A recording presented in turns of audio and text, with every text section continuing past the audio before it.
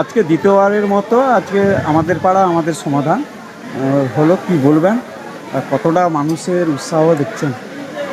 না, আমাদের মোট আড়ুগাল অঞ্চলের 24খানা বুথ রয়েছে, 8খানা ক্যাম্প হবে, তার মধ্যে সেকেন্ড ক্যাম্প এটা।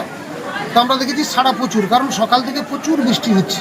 আমরা আশা করছিলাম যে মানুষ উপস্থিত হবেন না, দেখলাম ব্যাপক মানুষ উপস্থিত হচ্ছে। কারণ এই সিদ্ধান্ত মুখ্যমন্ত্রী মমতা ব্যানার্জি করেই দিয়েছেন যে মানুষই সিদ্ধান্ত করবে তার এলাকার কি কাজ চাইছে, সেটাই সরকারিভাবে শিলমোহর দেওয়া হবে। এছাড়া কোনো পঞ্চায়েত বা কোনো প্রধান যে বলে দিবে, চাপিয়ে দিবে, সেরকম কিন্তু নেই। তার জন্য মানুষ আসছে এখানে, কোনো দল দেখে না, সব ভোটাররা, মায়েরাও আছে, তারা উপস্থিত থেকে তিনারা নিজেদের যে কাজগুলো ছোটো ছোটো ঢালাই যেখানে বাকি আছে, পথ বাকি আছে, বা আপনার ড্রেনেজ বাকি আছে, বিভিন্ন রকম কাজের চাহিদা তারা পূরণ করছে। আমাদের অফিসারের নোডাল অফিসার আছেন, তিনি তার ব্যবস্থা করছেন। এটা নিয়ে ব্যাপক সাড়ে। তার সঙ্গে সঙ্গে আমাদের দুয়ারে সরকারও চলছে, ওখানে বিভিন্নভাবে প্রকল্প রয়েছে। ওই প্রকল্পতে মানুষ যারা এখনও লক্ষ্মী ভাণ্ডার ক্ষেত্রে বয়স হয়নি, বা কৃষক বন্ধু যাদের রেকর্ড ছিল না, বিভিন্নভাবে সমস্যা ছিল, তারা কাগজপত্র রেডি করেছেন, তারা মোটামুটি জমা দিচ্ছেন। মোটামুটি সারা ব্যাপক দেখা গেল মূলত বেশিরভাগ রাস্তা নিয়ে সমস্যা তুলে ধরছেন। এই এলাকায় কিন্তু রাস্তার একটা সমস্যাও আছে, ছোট রাস্তা, যাতায়াতে তো অসুবিধা মানুষরা বলছে। সেটা কিভাবে আপনারা বললেন, বা বিডিও সাহেব কি আশ্বাস দিলেন? না, বিডিও সাহেব তো আশ্বাস দিলেন, কারণ আমরা 15 ফিনান্স থেকে যে জিপি থেকে যে কাজগুলো করি, সেটা হচ্ছে 1 লাখের উপরে আমরা স্কিম করি। এখন দেখা গেছে একটা পাড়ায় 4টা পরিবার রয়েছে, সেখানে 40 ফিট রাস্তা দরকার, 50 ফিট দরকার, 60 ফিট দরকার।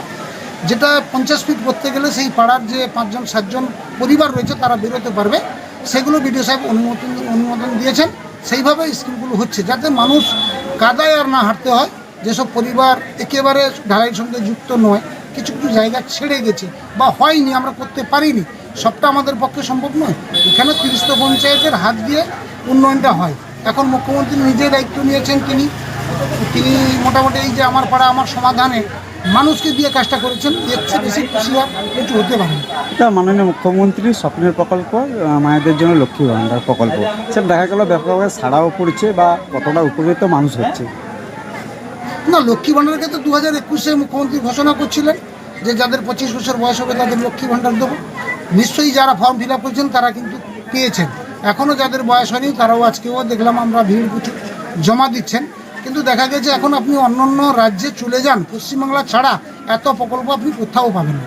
এই যে আমাদের পাড়া আমাদের সমাধান, আপনি অন্য রাজ্যে ঘুরে আসুন, কোথাও একটা দেখাতে পারবো না যে প্রকল্প রয়েছে।